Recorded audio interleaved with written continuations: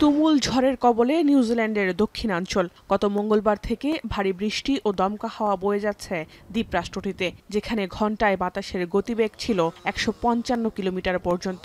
সময়ের সঙ্গে এর গতি বাড়তে পারে বলে পূর্বাভাস দিয়েছে দেশটির আবহাওয়া অফিস। ইতিমধ্যেই বাতিল করা হয়েছে শতাধিক ফ্লাইট। বিদ্যুৎ বিচ্ছিন্ন হয়ে পড়েছে প্রায় ৯০,০০০ পরিবার।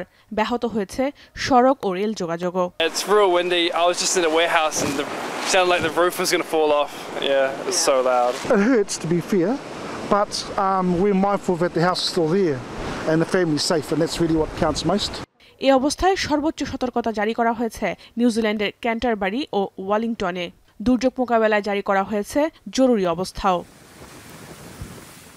দুর্যোগপূর্ণ আবহাওয়ায় বাসিন্দাদের ঘরের ভেতরে অবস্থান করতে আহ্বান জানিয়েছে স্থানীয় প্রশাসন। সেই সঙ্গে এড়িয়ে যেতে বলা হয়েছে অপ্রয়োজনীয় ভ্রমণ। বিদ্যুৎ ও যোগাযোগ বিচ্ছিন্নতার জন্য প্রস্তুত থাকতে আহ্বান জানানো হয়েছে। তবে ধীরে ধীরে ক্ষতিগ্রস্ত এলাকাগুলোতে বিদ্যুৎ সরবরাহ পুনঃস্থাপনের কাজ চলছে বলে জানিয়েছে কর্তৃপক্ষ। জাহানারা ভুঁইয়া, এখন বিশ্ব।